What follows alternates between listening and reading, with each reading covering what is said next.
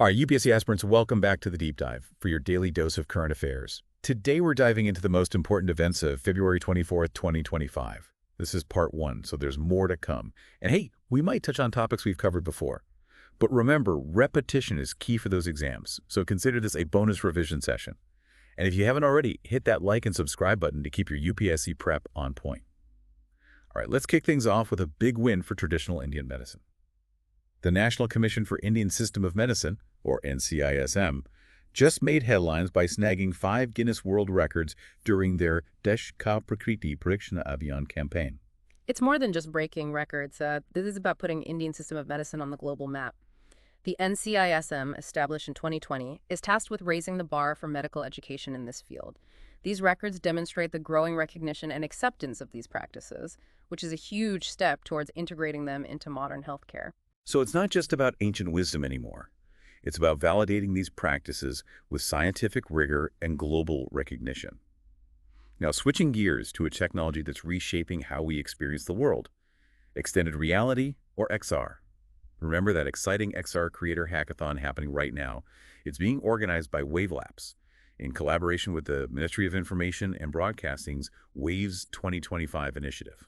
This highlights how India is strategically positioning itself as a leader in the global media and technology landscape. XR, which encompasses augmented reality, virtual reality, and mixed reality, is poised to revolutionize various sectors. Just imagine surgeons using AR to overlay patient data during surgery, or students taking immersive VR field trips to ancient Rome. The possibilities are truly limitless, and India wants to be at the forefront of this technological revolution. That's incredible. From futuristic tech. Let's travel back in time to a pivotal moment in India's history, the Pagri Sambhal Jatta Movement of 1907.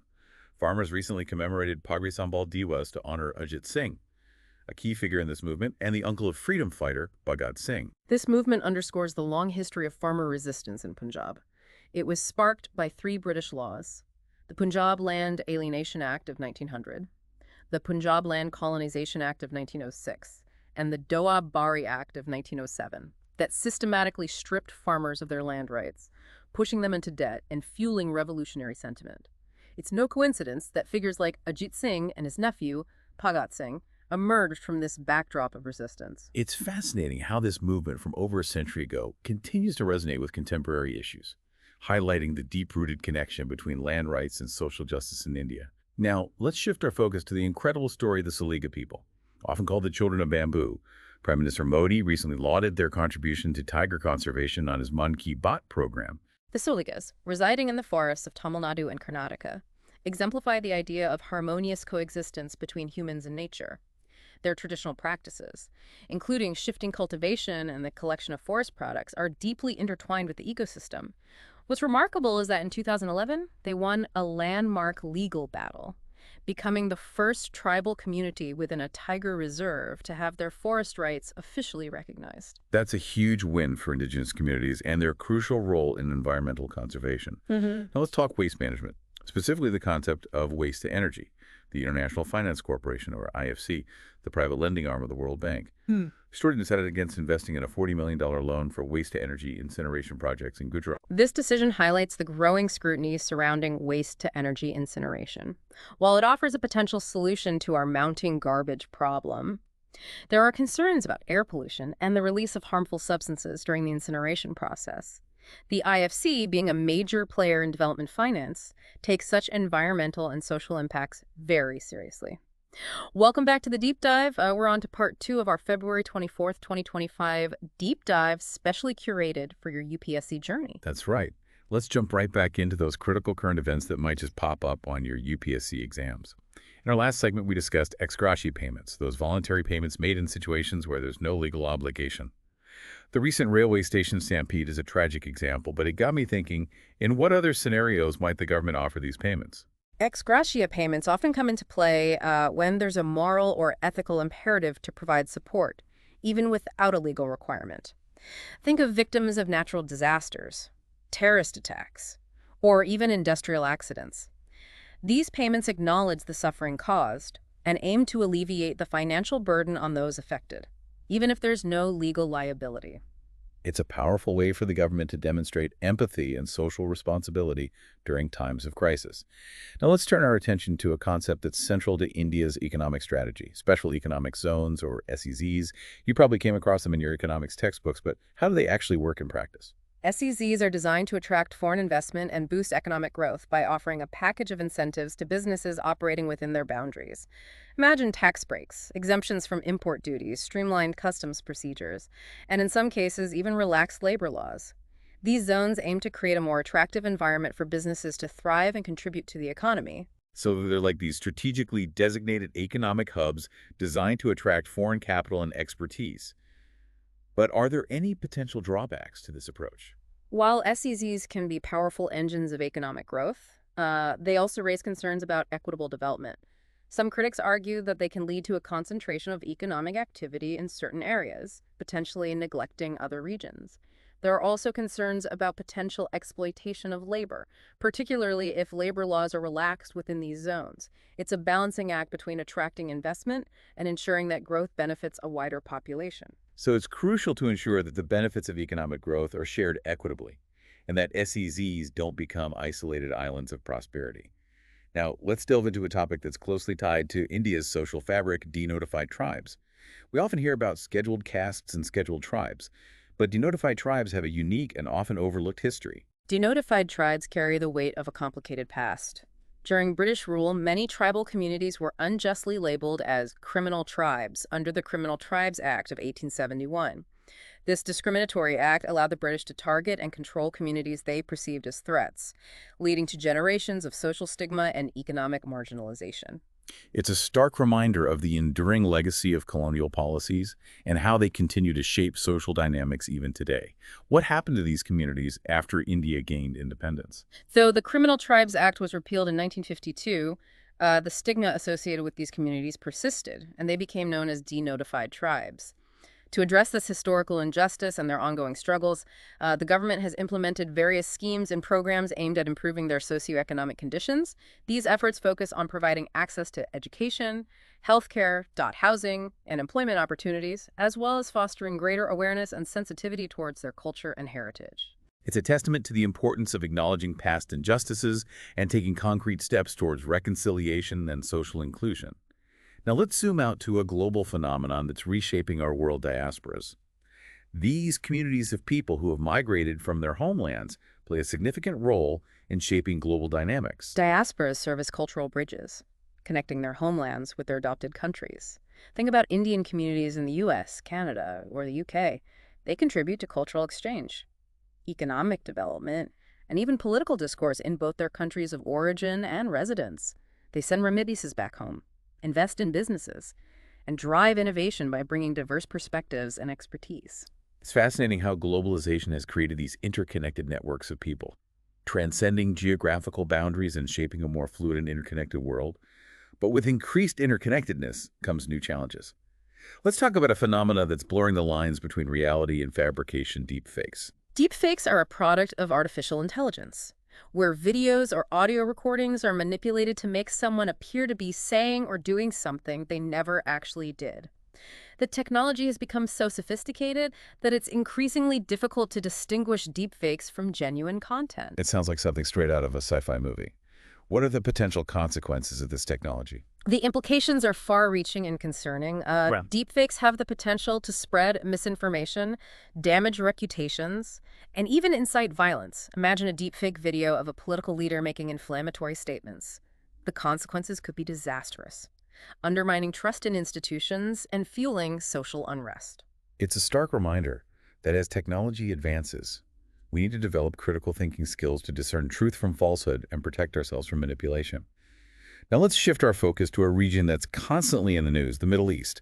It's a region rich in history and culture, but also fraught with geopolitical complexities. One of the key concepts to understand when analyzing the Middle East is that of spheres of influence. Powerful countries, both regional and global, exert their influence over other nations through political, economic, or even military means, shaping events to align with their own interests. So it's like a geopolitical chessboard, with various players vying for control and dominance. Who are the major players in this game of influence? Historically, the United States has been a dominant force. but its influence is being challenged by rising powers like Russia and China. Regional players such as Iran, Saudi Arabia, and Turkey also have their own ambitions, often finding themselves caught in the crosshairs of these larger geopolitical rivalries. Understanding these intricate dynamics is key to deciphering current events and predicting future trends in the region. It's a reminder that global politics is a complex web of alliances, rivalries, and power dynamics, and Middle East is a prime example of this complexity. Now, let's delve into a topic that's often shrouded in secrecy: intelligence agencies. Intelligence agencies are the eyes and ears of a nation, working behind the scenes to gather information, analyze threats, and conduct covert operations to protect national security. Their work is often high stakes, involving sensitive information in potentially dangerous situations. But their activities also raise concerns about privacy, accountability, and potential abuse of power. It's a delicate balancing act between national security and individual freedoms. Mm. How do we ensure that these agencies operate within the bounds of the law and respect human rights, while also effectively protecting us from threats? That's the million-dollar question. The inherent secrecy surrounding their operations makes it difficult to hold them accountable. There have been instances where intelligence agencies have overstepped their bounds, leading to violations of civil liberties and human rights abuses. It's a debate that will likely continue as we grapple with the challenges of a rapidly changing world and the need to balance security with freedom. Now, for a bit of a change of pace, let's talk sports. Sports are more than just entertainment. They can be powerful platforms for social change. Sports have a unique ability to transcend borders and bring people together. Think of global events like the Olympics or the World Cup. They create moments of shared excitement and unity. However, they can also be arenas for protest and social commentary, with athletes leveraging their visibility to raise awareness about important issues. Yeah, we've seen this throughout history. From Muhammad Ali's stance against the Vietnam War to Colin Kaepernick's protests against racial injustice, these athletes, despite facing backlash, use their platforms to spark conversations and challenge the status quo. Their actions demonstrate that sports can be catalysts for social change, amplifying voices and prompting important dialogues about equality and justice. It's a reminder that sports are not just games, but reflections of society, its values, and its struggles. Now let's turn our gaze skyward and talk about space exploration. Space exploration has always captured the human imagination, inspiring dreams of reaching for the stars and unraveling the mysteries of the universe. In recent decades, we've witnessed extraordinary progress, from reusable rockets to rovers exploring the Martian surface, pushing the boundaries of human ingenuity and scientific discovery. It's incredible to think that we've set foot on the moon and are now sending probes to distant planets, expanding our understanding of our place in the cosmos. But space exploration is not just about scientific curiosity. It also has practical implications for life on Earth. Absolutely. Satellites play a vital role in our daily lives, enabling communication, navigation, weather forecasting, and disaster management. Moreover, the technologies developed for space exploration often have applications here on Earth, benefiting various industries and improving our lives in tangible ways. So investing in space exploration is not just about reaching for the stars. It's also about advancing technology, fostering innovation, and improving life here on our planet. Now, let's discuss a concept that's becoming increasingly important in global affairs: soft power. Soft power is the ability to influence others through attraction and persuasion, rather than coercion or force. Think of it as winning hearts and minds instead of conquering territories. It's about projecting a nation's positive image through cultural diplomacy, economic partnerships, educational exchanges, and the promotion of values and ideas. So, countries with a strong soft power might be admired for their culture, technology, political systems, or humanitarian efforts. This positive perception translates into influence on the global stage. Precisely. In an interconnected world where perceptions matter more than ever, soft power is becoming a valuable asset for nations seeking to shape global events and build relationships. It's a reminder that true power lies not just in military might or economic dominance, but also in the ability to inspire and build bridges with other nations. Now let's shift our focus to a concept that's often overlooked, but crucial for understanding society's social stratification. It sounds complex, but what does it actually mean? Social stratification refers to how societies are structured into hierarchical layers based on factors like wealth, power, status, and occupation. Think of it as a social ladder, where individuals are ranked based on their position in society. This ranking, unfortunately, can heavily influence their access to resources, opportunities, and even basic rights. So those at the top of this ladder might enjoy privileges and advantages that those at the bottom are denied, perpetuating inequality and limiting social mobility. Sadly, that's often the case. And the factors that determine one's position on this ladder are varied and complex. Income, education, ethnicity, gender, and even caste, as we discussed earlier, all play a role. Understanding social stratification is crucial for tackling issues like poverty, discrimination, and the lack of equal opportunities. It's a reminder that societies are not monolithic, but comprised of diverse groups with varying levels of power and privilege. Now let's travel to a region that's crucial for the health of our planet, the Amazon rainforest. The Amazon is the world's largest rainforest, a biodiversity hotspot teeming with life and playing a critical role in regulating global climate. However, it's facing immense threats from deforestation, climate change, and illegal mining. It's heartbreaking to think of the damage being inflicted on this vital ecosystem. What are the implications of this destruction? The consequences are far-reaching, Yeah. impacting both local communities and the global climate. The Amazon absorbs vast amounts of carbon dioxide, mitigating climate change. Right. Deforestation releases this stored carbon back into the atmosphere, further accelerating global warming. Additionally, we're witnessing the loss of biodiversity as countless species lose their habitats, pushing them closer to extinction. It sounds like a dire situation. What can be done to protect this invaluable ecosystem? There's a growing global movement calling for action. Governments, NGOs, No way. indigenous communities, and even corporations are working on solutions.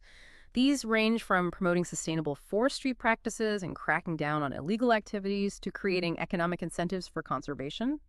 Empowering indigenous communities who have been the stewards of the rainforest for centuries is also crucial.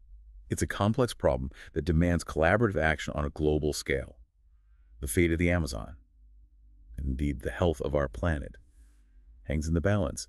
Now let's bring it back to the driving force behind so many of these changes. Technology. Technology is constantly evolving, shaping how we live, work, and interact with the world. One of the most transformative technologies of our time is artificial intelligence, or AI. AI is rapidly changing various sectors: healthcare, finance, transportation, automating tasks, improving efficiency, and opening up possibilities that were once science fiction.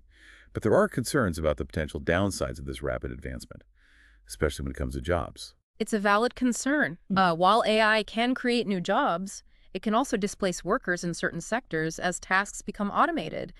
The key is to anticipate these changes and invest in education and training programs that equip workers with the skills needed to thrive in this new landscape. So it's not about fearing technology, Mm-hmm. but about adapting to the changing nature of work and ensuring that everyone benefits from these advancements. Now let's turn our attention to a region grappling with its own set of challenges: Africa. It's a continent with immense potential, but also facing persistent issues like poverty, inequality, and conflict. One of the key factors shaping Africa's future is governance, how power is exercised, how decisions are made, and how citizens participate in the political process.